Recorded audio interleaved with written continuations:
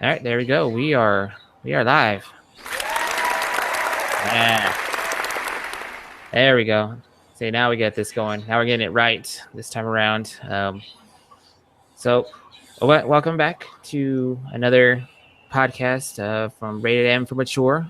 I am MattRam, and my two cohorts over here. We got Andy Man, What up? and we got the good old Phil Stop. Sup, ladies? There's fellas that watch this too, you know. Stupid. Anyway, so in this podcast here, we're actually going to be discussing my thoughts of actually joining the PCMasterRace and actually getting a viable computer to pretty much take over my console obsession. We're going to go through the ins and outs, the pros and cons, the comparisons between all different versions of console and PC. Each of us with our respective knowledge, and I think we'll start things going with we're basically it's about the PC, the world itself. Andy, this is more your forte. You want to give us a little rundown of like the PC Masteration, what that's all about? Well, with the PC Master Race, I mean, within that scope, primarily what you have are people that are basically looking for maximum system performance, max frame rates per second, all of that. They're basically all about maximum. I mean, not entirely different than like muscle car guys who are looking for, how many horsepower how much horsepower does it have? How fast can I go? What's my 0 to 60? All of that stuff to use a car parable. But really, I mean, primarily with the Master Race, that's what it's primarily all about within that scope. But as far as PC gaming in general, the biggest benefit is that you have a lot of different directions that you can go, and it's a lot more. You can be a lot more unique as far as what it is that you do, as far as how you build your system, what hardware you have, how much money you spend. So there's a lot of different flexibility and customization. You can be as crazy and as extreme as you want, or you can be minimalistic and simplistic. It just really depends on how balls out you want to go and really how deep your pockets are. It's really what it is. Okay. It's all about the money. The more you put in, I assume the more you get out of it. Primarily, yeah. I mean, mostly what you're going to wind up seeing on PC is that what it really is going to wind up coming down to when it comes to performance is making sure that whatever your weakest part within the entire hardware structure is going to be as strong as humanly possible. Because at the end of the day, everything's going to just be as strong as whatever your smallest bottleneck is. So whether that is with weak RAM, where you either have insufficient RAM or it's not fast enough to keep up with what you're doing, with your CPU as far as loading times and rendering and things like that, which also can be attributed to your video card or your GPU, it really is going to come down to whatever it is that your weakest point is. So it's worth it to invest in certain pieces of hardware because you're going to have better longevity out of it, and it's going to give you better performance and result. I see. So so people who would put, I don't know, like we'll just say the bare minimum, they're not going to get the best performance. So no, not at all. See, now to me, that seems kind of like, as a console person, extra money that, I for some of us don't have. But with the console wise, you have like it all built into one thing, which we'll get into in a minute. But as far as like when it comes to the parts for a computer, I mean, aside from your hard drive, everything, SSD would be the best thing, I assume, as opposed to traditional hard disk. So you get faster information being processed.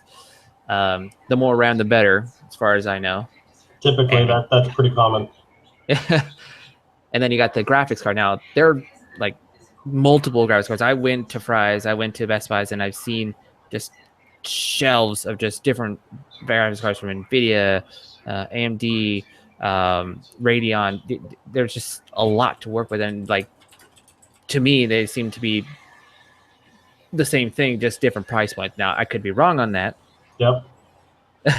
But to me, it just seems like you're spending almost twice the amount you would spend on a console for just the graphics portions of a PC Yeah, before you actually get into. That's pretty accurate. I mean, when it comes down to it within the PC, what you primarily have is AMD versus Intel, and that applies to the CPU as well as the GPU or the graphics card, the graphics processing unit. So the biggest difference is with AMD and the CPU is that it's not as expensive. Mm. And the trade-off of that is that it generally, when it comes to like your benchmark scores or like the equivalent of like a horsepower in a car, it's just wind up not going to be quite as high as what you would see with an Intel. So if you're looking for maximum potential score or your maximum score rating, Intel is going to wind up, when it comes to CPUs, Intel is going to wind up being your best bang for your buck.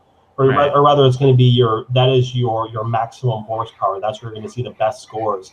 But you wind up having to pay significantly more to be able to get it. The trade-off with that is with AMD, what you have is a good quality CPU. It's not going to get the same scores as what you would see in an Intel processor and the latest and greatest. But what you're still going to wind up getting is still a solid CPU that's going to be able to do most average things that the average person is going to be able to do. You'll be able to run games in middle of the ground settings, but not maximum settings. But in general, it's basically going to be your bargain or your budget type of build going with AMD. Now, with my computer, when I built it almost 3 years ago now, that's the direction that I went. I went with AMD because honestly, I got my CPU for under $200. I got a motherboard for $130, and I wound up spending on my entire system under $1,000, which for that time honestly wasn't that bad. I had the second highest end CPU AMD made, which was the 8370, I think, at that time. Eight core processor, did everything that I needed it to do because I wasn't doing a lot of PC gaming at that time. Right. So I didn't really have any crazy need to be able to go and do maximum resolution, maximum settings. But now that I'm starting to do the podcast with you guys, going to start to be doing some game reviews and things like that, I'm finding myself where I need to go and invest and get something that's better quality to make sure that I have the ability to do that rendering, the ability to do all of this video editing and audio editing and things like that. So at the end of the day, it really kind of depends on what it is that you're trying to do as to which one may be better suited for you. And even then, there still can be an aspect of, well, this one may be a little bit better suited for you, but if you're worried about cost, you can always go this direction, you can always go that direction. But at the end of the day, what it winds up coming down to is you really get what it is that you pay for. And not only that, but the more that you spend, the longer the hardware is going to wind up being relevant, because stuff just changes so quickly within the PC hardware marketplace, whether that's video cards, CPUs, RAM, things like that. I mean, RAM doesn't change quite as frequently, but what you do see change frequently is the video cards, and you're seeing new CPUs coming out pretty much every year or so, maybe a little bit less. Right. Now, Phil, I know that you also have built your own PC, and you pretty much primarily use the PC for most of your game activities outside of certain console stuff. Your thoughts? There's a give and take that you have to do when building a computer. You can go with an AMD. I think they're very solid. You could also overclock them. They're more stable, overclocked. But the downside to those is they're heat generators. So you have to look into better cooling for your processor. The Intels don't run as hot. They don't do well under high stress. So you can't overclock the Intels very much. They're kind of unstable overclock. But when they're inside their bounds, they're very solid. They tend to have less cores than the AMDs, but numbers wise, they outperform AMDs. But I've been an AMD guy for a while, and I usually go with AMD, except for my graphics card. You know, Radeon. I've been a Radeon graphics card user for a while, but when my first one fried, I went over to NVIDIA, and NVIDIA's been pretty solid for the past about 6 years in my box. So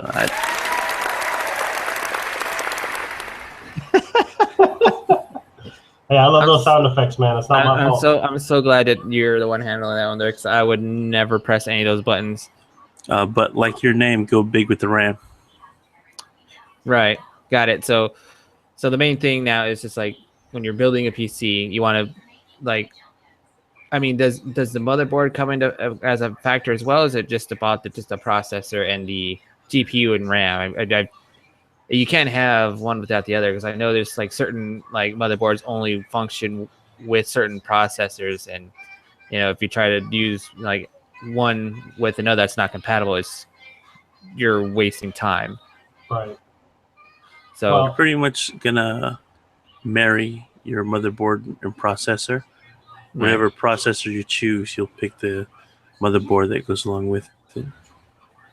Yeah, so with your motherboard, what you wind up having is that is the base of where all of the information, all of those messages between all of your hardware components, the CPU, or the motherboard rather, is what is handling all of those individual communications. Right. So when you think about it, you type something on the keyboard, that information gets sent from the keyboard through the electrical wire into the motherboard, and then from the motherboard it gets routed to wherever it is that it needs to go. Of course. So whether that's through the CPU or to the GPU to generate an image, all of that is happening in fractions of a second, thousandths of a second. Yeah, words are hard.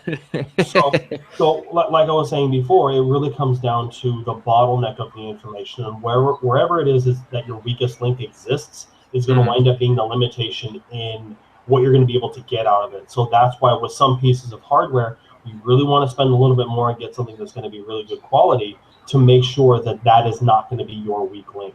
So with the motherboard itself, you want to get something that's good quality. The difference when it comes to the sending and receiving of information, the number of USB inputs and all of that, there can be some fluctuation. But for the most part, it's going to wind up being like the base of everything, and everything is going to build off of that. So you don't necessarily have to go super high end, depending on whatever it is that you're looking for, but you don't want to wind up cheaping out on your motherboard either. So you want to find that nice happy medium of everything between the super high end nutty $600 motherboard and the super cheap $30 one that basically just kind of sits there. All right, I gotcha. So again, for this for our product itself, we are not affiliated with any major companies. But if we ain't sponsored by shit, but we're accepting. And if any of you guys just happen to come across this, we'll gladly promote and let it be known that you're the best. But and that goes along with all our consoles like the PlayStation and Xbox. Sony, Microsoft throws a bone, and that wasn't really intentional to be like Xbox One bone, but you know what I mean. I'm not opposed to a free Xbox, but I'm also not opposed to a free PlayStation because I don't have one of those right now. Just saying, Sony, where are you at?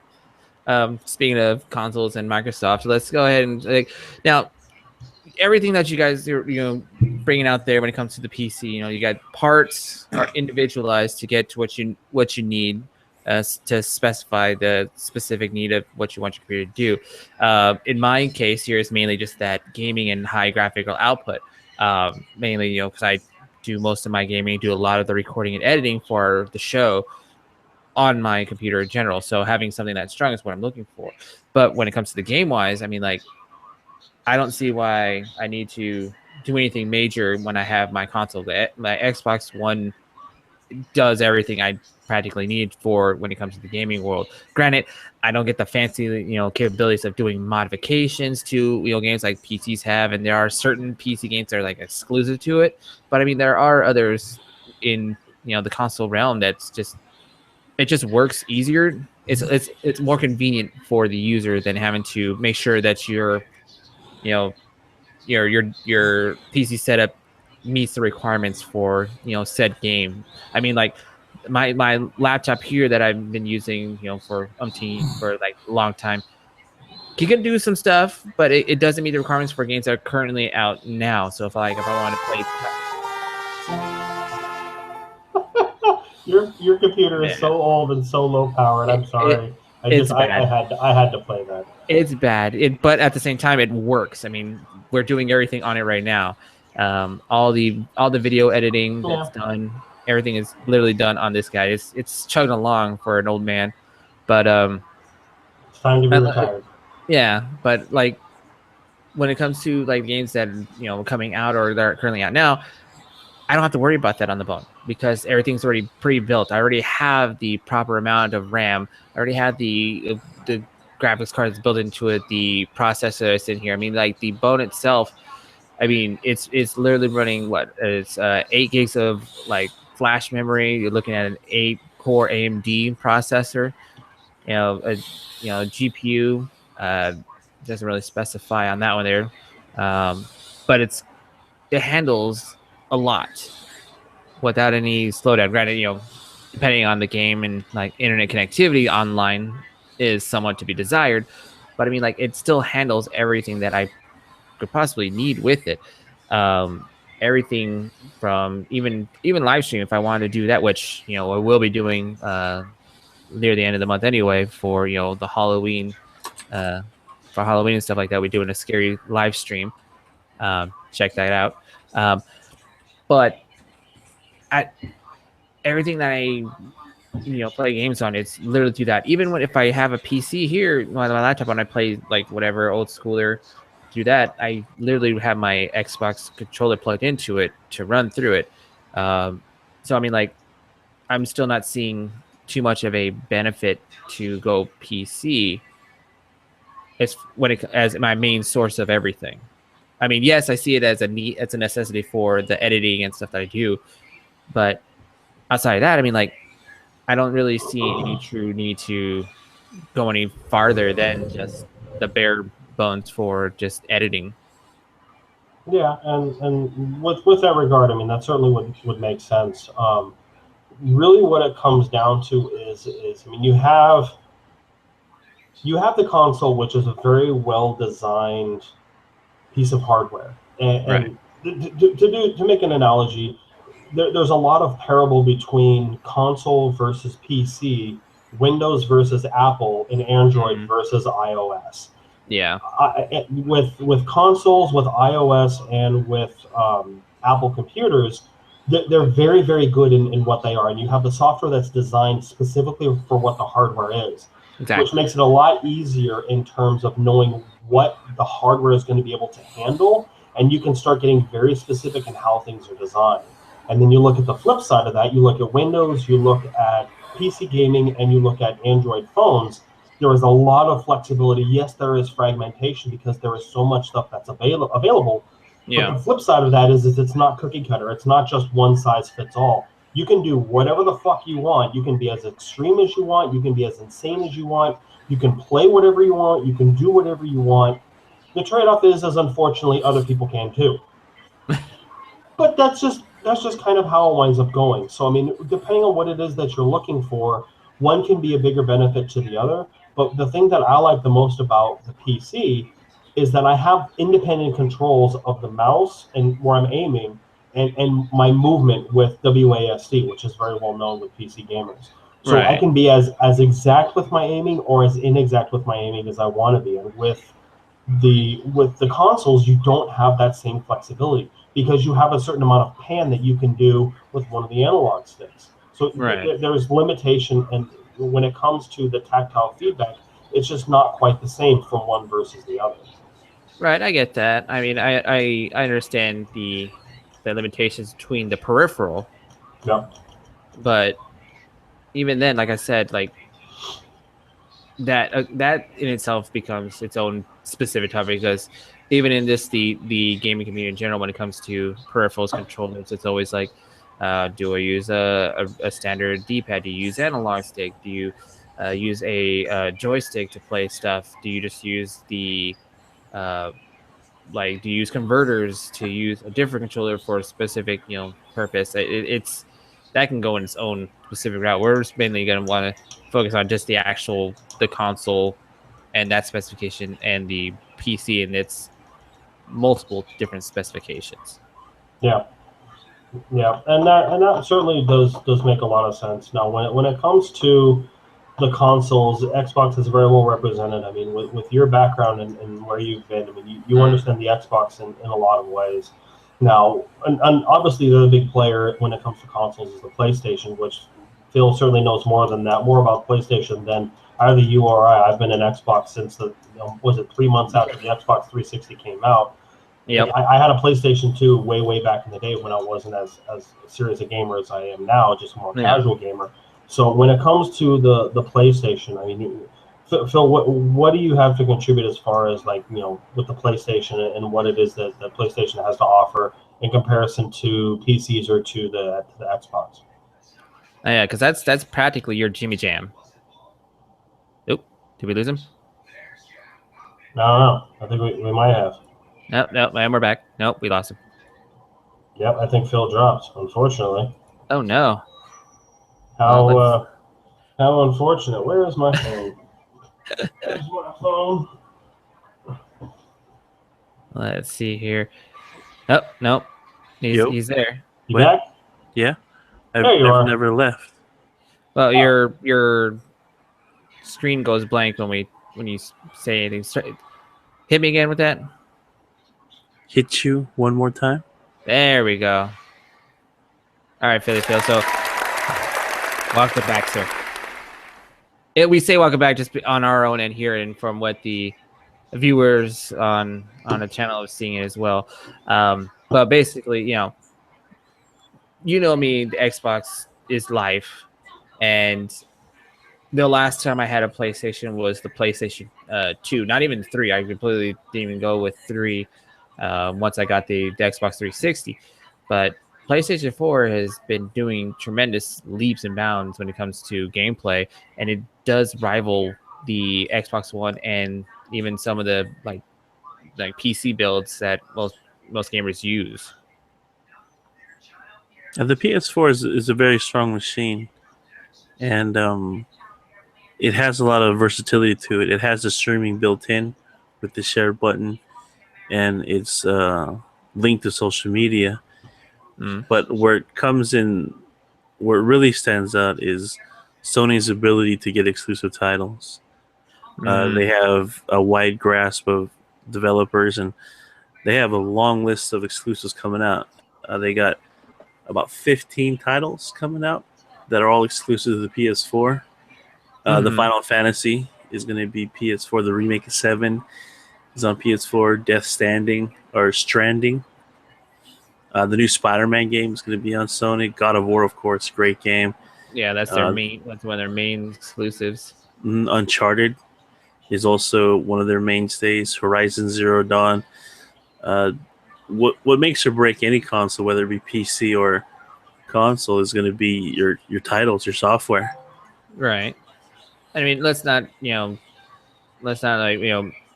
it mistaken that the Xbox itself has its own amazing lineup of exclusives. You got Titanfalls, the Halos, the Gears of War. I think Xbox does kind of fall short with their action adventure titles, because most of those are multi-platforms. You're looking at stuff like Tomb Raider, and let's see what others out there. I'm just saying that they have each to their own when it comes to their exclusives, but I do believe Sony does have a larger amount when it comes to that, which is disappointing. But that's not my bag when it comes to what Microsoft can get licensed as an exclusive. Yeah. Sony also reached out to the indie developers as well. They were the first to reach out to indie developers to give them a platform to launch their games. Xbox also had something that they did on the 360 even, but it wasn't quite the same extent as what Sony did on PlayStation Network. Yeah, no, that was the Xbox Live Arcade, and even then they opened it up to let developers make independent games and whatnot to be provided in that specific platform, but most of them didn't really get very far. And then when it came to the actual more higher budgeted indie developers, it already became a multi-platform suit anyway. I think one of the biggest advantages that Microsoft has is they have the platform that all PCs use, or all Windows computers use. And with Windows 10 and the Anniversary Edition, you could buy Xbox one games and play them on your computer. Yep. That's I mean, correct. this may be why you want to get a top end PC. Because if you're playing Gears on the console against Gears on the PC, your PC is going to blow your console or out the water, hands down. Graphically, visually, communication is going to be easier. And the biggest part about gaming on the PC, you don't have a subscription fee for Xbox Live or PlayStation Network. This is true.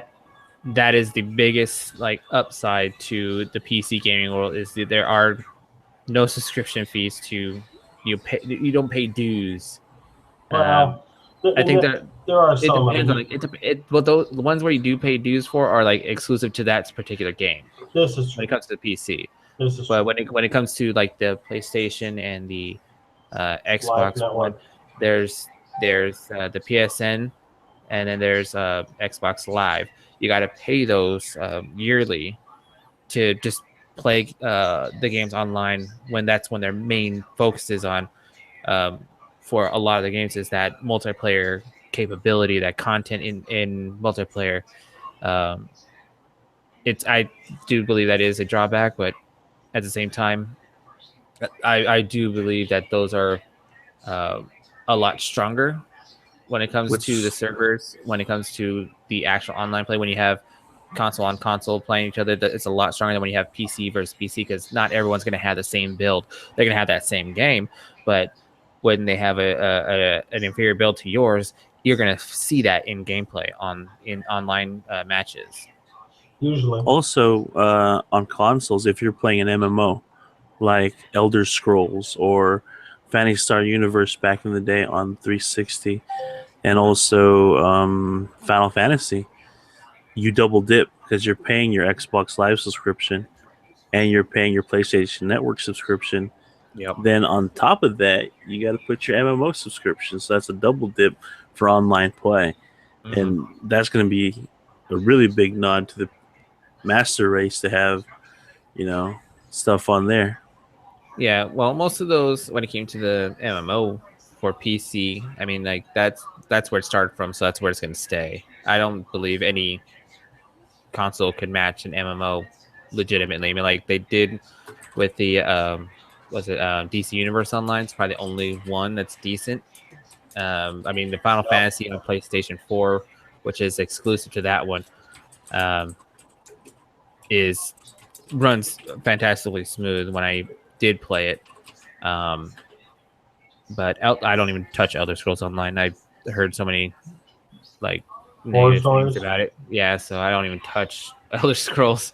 The only Elder Scroll I ever played, and I still play to this day, is Skyrim, which I'm glad they're remaking it for the bone, remastering it. Let me rephrase that. So, did you play it with the Kinect? Mm-mm. You should. No. So you could yell at your Xbox. Oh, that's right. Boom. Yeah, I never could get it to work right, so I don't even use the Kinect for that. Yeah, calibrate it right, bro. Well, Yep. It's like Siri. Yeah, that's true. So I'd be like, everything seems to have its pros and cons when it comes to the gaming world, PC and console wise. I think the only one that truly doesn't like have a high stakes in it, which is kind of sad, is the Nintendo, the one that started the whole console like boom genre. Yeah, I mean there was Atari and was it Intellivision and like those prior to the Nintendo, but it was Jaguar. the Nintendo itself. Yeah, it was the Nintendo itself that made home console gaming a thing. Yeah, I remember I was how old was I? 7, and I successfully talked my parents. I sold my parents on a original NES. And that was the first time that actually, that was technically the second time I ever sold something. The first was I successfully talked a family into buying the house down the street, and I still contend that I deserve commission and now interest for that shit 25 years later. With my fucking paycheck, paying me my money. I don't think you're ever going to see that. No, probably not. But I mean, so I was like 7 years old, and I successfully talked my parents into getting me the original Nintendo Entertainment System. I still remember going to Toys R Us, and my parents plopped down like $250, and they bought me the console and the original Super Mario Brothers Duck Hunt. Yep, still remember that shit. I was 19. It was 1988. Yeah, I think my father bought it when he came back from overseas because he was in the military. He came during the holidays, so it was a Christmas gift to me. Our brother was the Nintendo with the Mario Brothers Duck Hunt, combo, and then he also gave us Mario Brothers 3. I think it was one of the most innovative things I've ever played. I think when it came to selling parents and whatnot to buy me a game in general, it was Castlevania. Having to tell my grandparents that this is okay to play as a like 6-year-old trying to convince your grandparents to purchase a game that has vampires, zombies, and death. It wasn't easy. It wasn't easy. I'm surprised I actually did it, but I got it, and it's been one of my favorite games of all time. Grandparents were a lot more gullible back then. They're too smart now. Except they still can't copy and paste, but that's another story. Yeah, it's completely something. Ugh. But yeah, with Nintendo recently announcing their new console, the Switch, I like to hope. It's a weird way of phrasing that, but I hope that it actually becomes something of a contender for the serious gamer, in the console PC war line. Because as far as it's concerned here, it's like the same. It's like the equivalency to like the old meme of the internet browsers where they had Firefox and Chrome fighting, and they had Internet Explorer eating paste in the corner. That's Nintendo. Unfortunately, Nintendo is eating the paste. Yeah. So we're hoping that it grows up to meet the potential that it can do. Yeah, well, so Nintendo made their announcement for the Switch yesterday, and honestly, I didn't hear about it. We were talking about it when we all went to dinner last night, and I hadn't heard anything about it. And now I've kind of had about 24 hours to sit on it. I'm feeling a little ranty, so I think I'm gonna have to go on a little rant real quick because I think on that Nintendo. I'll leave the camera on you for this one. Go ahead. Yeah, the Nintendo has I think missed a very serious opportunity. Nintendo has never really been a gaming company that's stuck by the traditional standards within modern gaming, really over the last 15 years. They've just kind of gone off and just kind of found their own little niche corner, and they've just kind of stayed there, and they've done very, very well there. And one of the things that an opportunity that I think that they really missed was the chance to get into be more in line with mainstream gaming while still maintaining their independence and being their own little gaming corner. Like they have the handhelds, which do very, very well. It's a great gaming platform. I had the original Game Boy many, many years ago. But the thing that bugs me about the Switch is that they've tried to change direction and go mainstream and not go mainstream at all and stay completely. Holy shit, Matthew. My original one. This was given to me by my dad back when I was like 4, and I played Tetris all day. Do you know what those go for on eBay right now? No idea. You should probably go look it up. Mine has my initials engraved that I carved myself because I'm a smart child. Smart child. It still turns on. It still turns on. Little did you realize they'd be selling for a couple $100 just a few years later.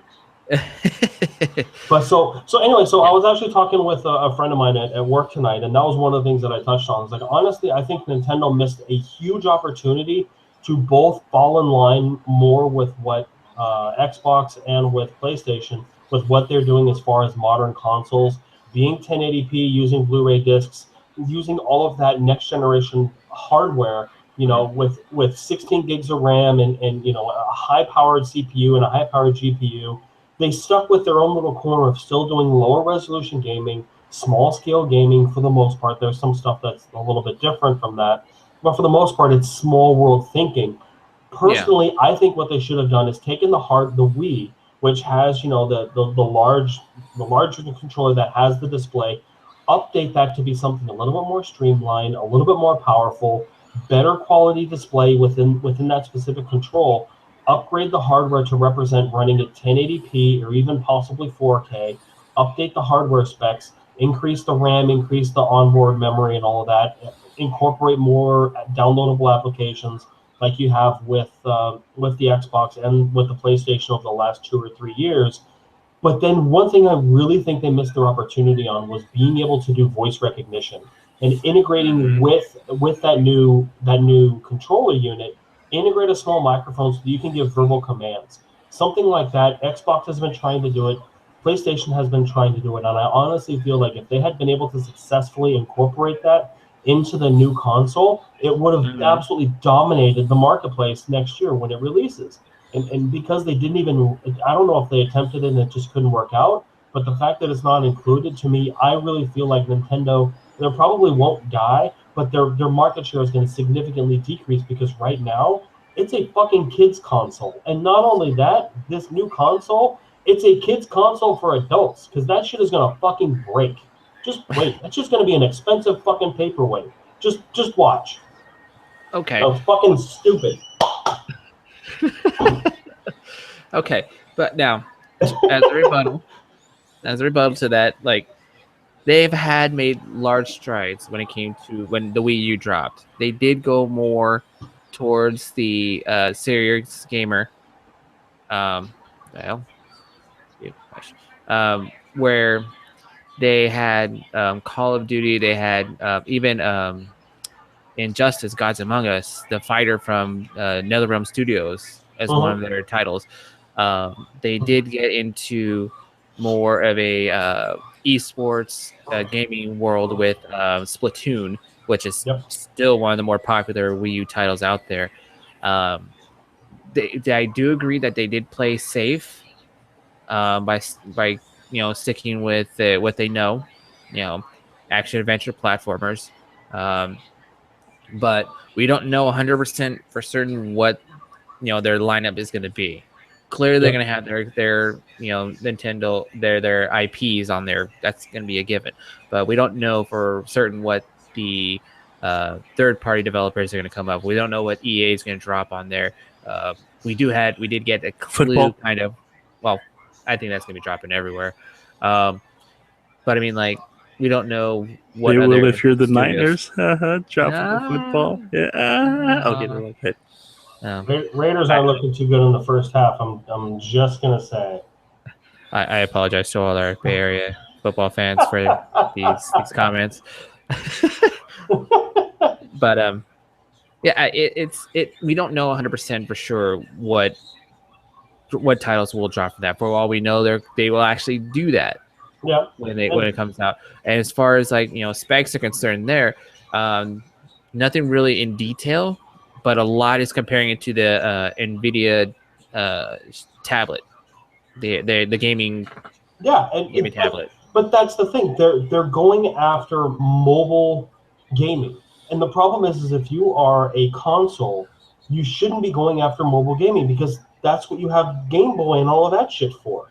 So if you're going to make a console and you're going to try and do it cross-platform, being both a home console and a mobile gaming unit, because honestly, it looks like you took a tablet, took the controllers that they have right now, and just stuck them onto the side of the tablet.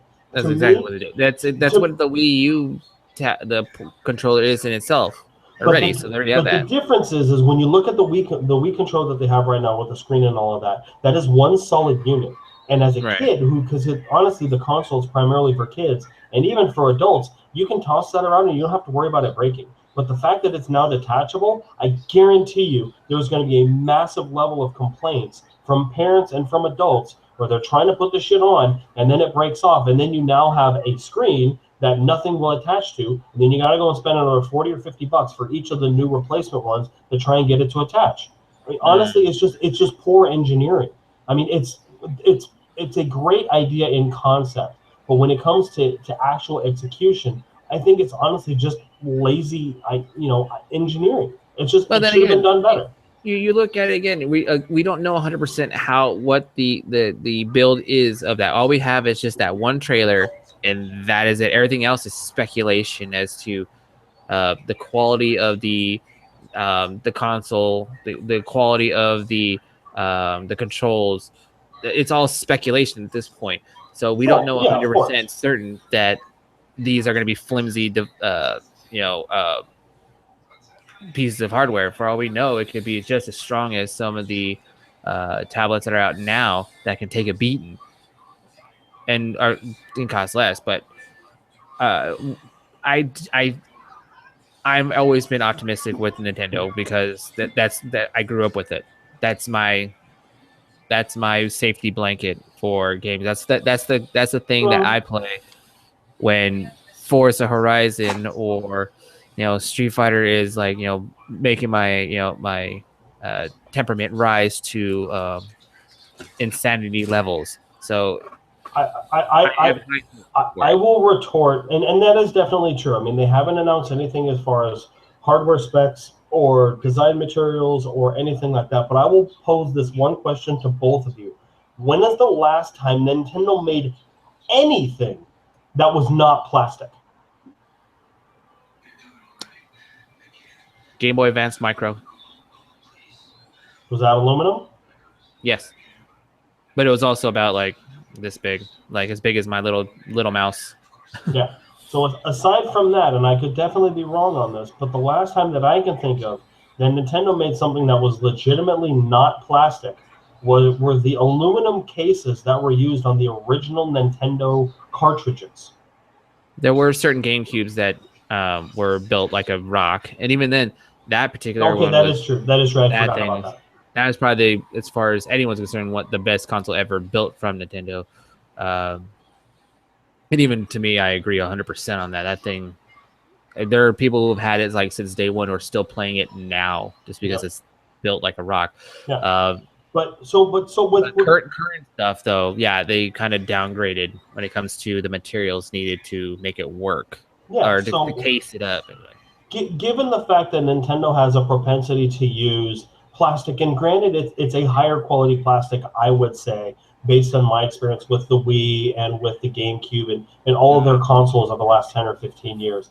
But given that being the case, you look at all of them, and they all have one thing in common, and that is that they don't have very small parts, or they have components that can be cut very, very thin. But just the basic nature of connecting controllers to a tablet, it has to be thin. You can't make that extremely thick just by its very nature. Maybe those ports, yes. So I agree that possibly that could be designed well, but at the same time, again, we don't know what the material is yet. Yeah, and that is true. But what I'm thinking is they have basically a rail on the edges of the tablet, and then you have notches on each side of the controller, and then the controllers basically just go and slide onto the side of the tablet. That's what I'm thinking that they'll do. That's how the controller is, right? From what they've shown already, just the base controller. I assume that comes with the console, not the Pro controller that I'm seeing them use. Every other clip. The one that actually does slide off a sheet, if you will, and then slides onto those particular points on the actual console screen to give that portability. So. Yeah, more likely it will have those rails that kind of snap it in place. But again, it's the speculation on it is high. Is whether it's going to be good quality or it's going to be crap quality. Is it going to be?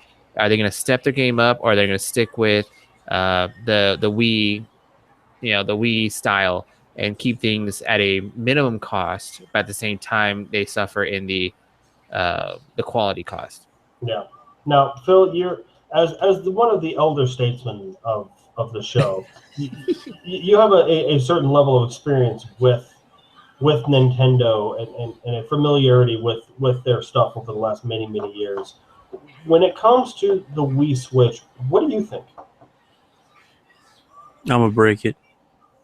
Well, let me put it this way, man. I mean, like the console itself. I'm going to keep the camera on you, but the console itself is, again, speculation-wise on what the material is going to be made out of it. For all we know, again, it could be made out of the same type of material that you see on like a high-end tab, which those are usually built pretty strong nowadays because big companies have now understood that people are for the sake of argument, let us assume that is the same material for the bezel around the tablet and the same material that is used in the Wii nunchucks that they have right now. Just for the sake of argument, let's assume it's the same stuff.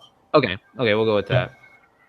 I mean, like, it looks like they wouldn't design and make a console that is completely flimsy and breakable.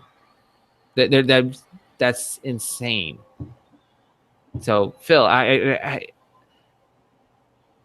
your thoughts as far as from what was portrayed in the video for the trailer for the Switch, the console itself, the future of the gaming world when it comes to when the Switch drops.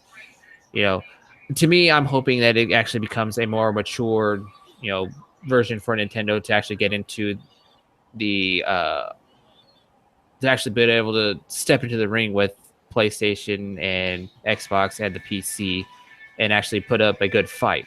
Because, like I said, currently right now, the Wii U is like a teenager who thinks they can box until they step in the ring with Tyson and Holyfield, and Muhammad Ali. Nintendo doesn't have a shot. They've been dying for the past 5 years. The last good console they had was a GameCube. The Wii was a good idea, but they didn't have the titles to support it to garner mature gaming, Right, but the Wii U did step their game up by letting third parties jump into the ring and make games for it and make a more robust lineup. Like I said, they had the Call of Duties, they have the fighters on there. So what's to say that they won't step up even farther, because they're gonna have Skyrim for the Switch. The thing is, they're gonna have to compete visually, and if you have this pseudo tablet running your stuff, you won't be able to push the frames. You just won't. It would be, unless you're pushing 720, and that's what you would have to be doing to compete with very visual games on the other two consoles. Well, that's not necessarily true when you look at the Razer's gaming tablet, which does the 1080 and still contends very well with some of the stronger PCs, not like high-end PC, but strong PCs that do push out, good quality graphics. The games for those tablets, they're ported over, they're rewritten to use the power that those tablets could generate. So they're using a lot of cheating techniques to give the same effect that you would on the consoles. Like look how long it took Knights of the Old Republic to get onto a tablet. They had to recode it so you could go onto a tablet, and that's what you're going to be doing with a lot of these games to get onto the Switch. But I'm specifying on the Razer Tab is literally a portable PC. It's similar to the Surface Pro line, which are tablet PCs. They have a full functional Intel processor. They do have the actual NVIDIA graphics cards built into them. They do have the 8 to 16 gigs of RAM in the actual device. So that one in particular runs your typical Steam games that you would play on your regular PC. I do agree with you when it comes to the actual legit tablets that they have to do a cheat to recode so it can actually work with the specifications of that device. But when it comes to the Switch, everything's being compared to that Razer gaming tab. That's the only comparison that people have to work with. Because it can't fight with a console, and they're a console making company. They're not a tablet making company. They shouldn't be in the tablet space. They should be fighting with Sony and Microsoft, but they can't put up their dukes to fight against a console. Again, that's what I'm saying. I'm having hope. I'm hoping that this Switch here actually has will have that capability to actually jump in and be able to contend with the big leagues. being able to have those, those games out there that, the more, serious gamers can, say, yes, I got this console because this game here is life. It's similar to the GameCube when Smash Brothers Melee dropped. That became life for a lot of gamers. People left like Xbox and PlayStation 2 just because of that particular, lineup. And I'm hoping that something like that they'll actually do that, not just particular with their IPs, but with other, providers. I'm hoping like, NetherRealm Studios is able to put MKXL on there, or being able to have that multi-platformed gaming world with, Tomb Raiders, and well, clearly they're going to have the Elder Scrolls with Skyrim is going to be on there. So I mean, like that right there gave me the hope, saying that, oh, okay, they're finally going to jump into that put their mature pants on, and start contending with the major consoles and the PC. Let me rephrase that. They're to this day, I have no hope that Nintendo will ever compete with PC ever. I could be wrong. Nintendo fans out there, let me know in the comments. But like, I firmly believe that they'll never contend with the PC realm. Their only best bet is against the Xbox One and the PlayStation 4, and even then, we don't know. Again, we don't have enough information. And literally, again, we only found out about this the other night. Last night. Like yesterday. They dropped it last night. So I actually just watched the video because I hadn't seen their 3.5-minute demo video. And here is basically what I see after watching their 3-minute video. Basically, what they're doing is they're trying to make a console to compete with tablets. Now, tablets haven't really been that big in gaming since probably 2013 or 2014. So I think it was after like the last iPad that right, they dropped. Right, or even before that. So when you had Android that was super heavy in the tablet marketplace, when the Asus Transformer came out, when a bunch of other tablets had just come out. But when you look at the Android tablet space, what's come out since December 2014? The iPad. That's it. Nothing else has come out in the tablet space because there's just nothing. There's nothing to be gained in that space because most tablets that fit that when it comes to the tablet-wise, they became the ones that can contend well are the PC tabs, because like I said before, they had that PC element. They actually have the process, they have the RAM, they have the whole bit. So we're gonna, it handles well in that in there. But as far as like legit tabs are concerned, yeah, there hasn't been a decent one since 2014. Yeah, I mean, so that's the thing. I think that what they're going after, the marketplace that they're really trying to go after, it's really been stagnant for 2 years. So I just don't think that it's really a good quality product. I mean, it's to me, my feeling coming out of that, and the way that the marketplace is really going to react to it is, oh, that's cool. And then they're going to go back to their Xbox, they're going to go back to their PlayStation, they'll go back to playing on their PC. So I don't really think it's that beneficial, really. I think it's going to be kind of whatever. So it's nice and all, but like whatever. It's not right. It's not anything that I feel like I want to go out and I want to get. It's just kind of like, well, it's there and it exists, and if someone gave it to me, I wouldn't be opposed to it. But it's just a great proof of concept. I mean, that's really it. Right. And like I said, I'm having the hopes. It's optimism that I've always had when it came to Nintendo and their new consoles that drop, that they're going to be in that mature state, that they're going to be able to contend well with the big boys. And so far, they've slowly gotten their way up there. I mean, the Wii U is about as close as they've gotten to be able to contend, but there's still a featherweight jumping into a heavyweight bout. It's not that, I'm sorry, Little Mac won't be able to handle Muhammad Ali. It's just not going to happen.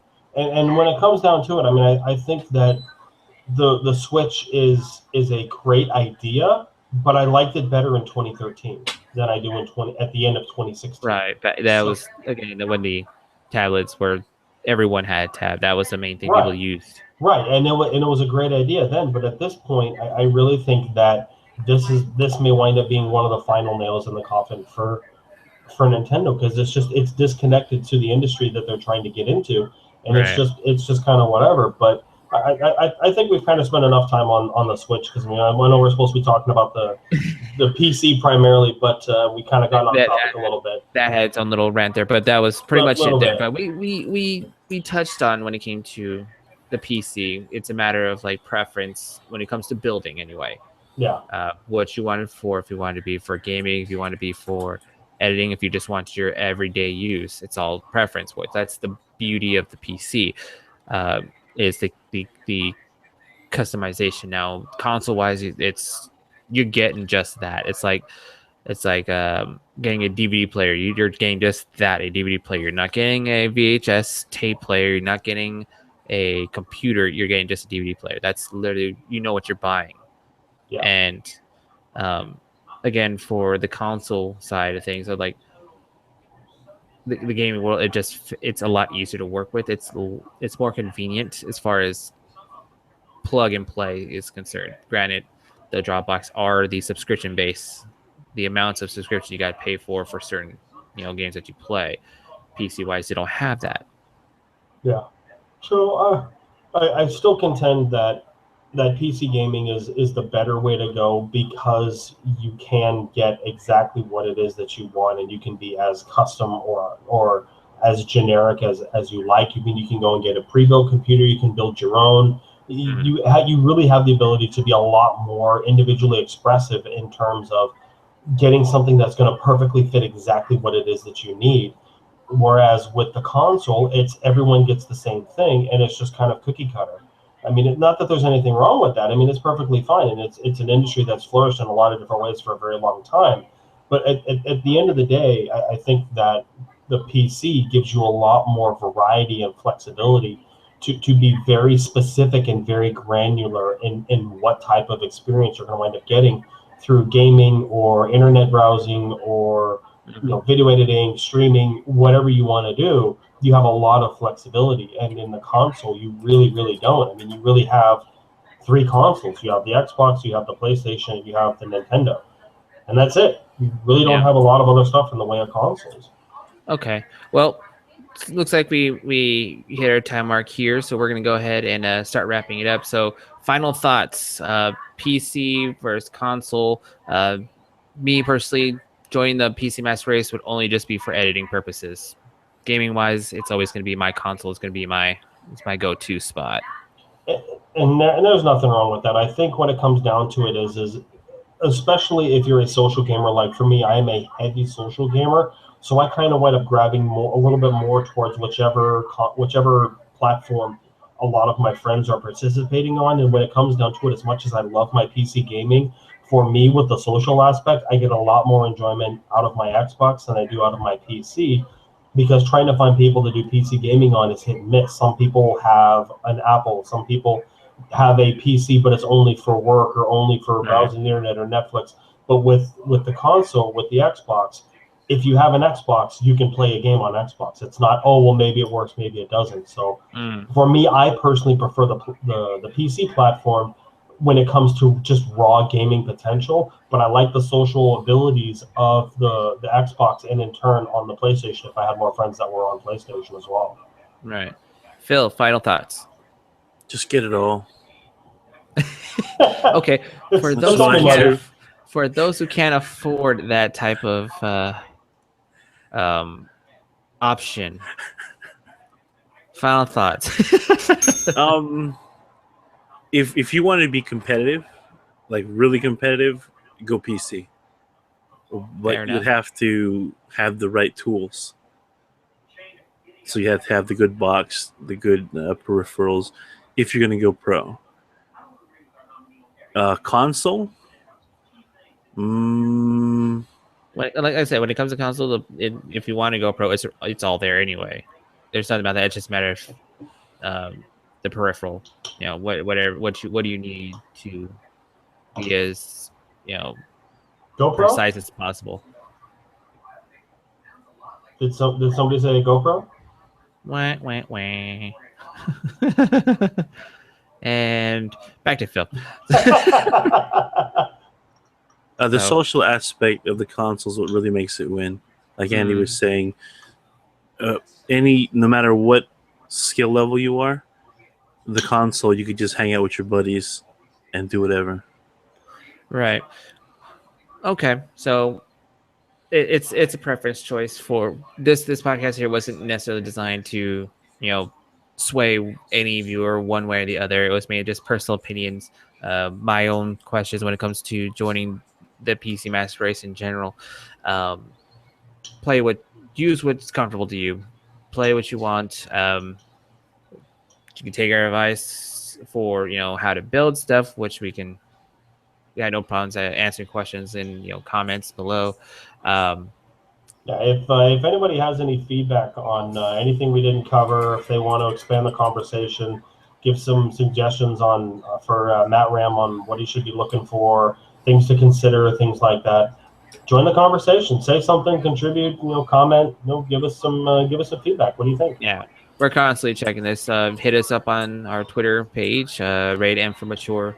Constantly on there all the time, answering questions, and be sure to also check out our other stuff that's on our YouTube channel with gameplays, Throwback Thursdays, and our Brutally Honest game reviews. Look forward to Overwatch, Battlefield, Titanfall in the near future when those. Yep, Battlefield just finished installing. It looks like so. I'm hoping I'll be able to get a brutally honest game review done for that myself, and I'm looking to do one for Overwatch and some other games in the next month or so. So I'm going to be getting some stuff out here in the next couple weeks for sure. Yeah. Be sure to also check out our live stream gameplays on Twitch, also under Rated M for Mature. We usually do those on weekends. At this particular coming up weekend, it's going to be a special Halloween edition where I'll be doing Slender 2 The Arrival for Xbox One. It's going to scare the hell out of me. I know that for damn sure. Hopefully everyone enjoys and comes in and watches. So until then, we'll see you, everybody, in the next podcast. We'll see you all in the next video. Later. Bye. Bye.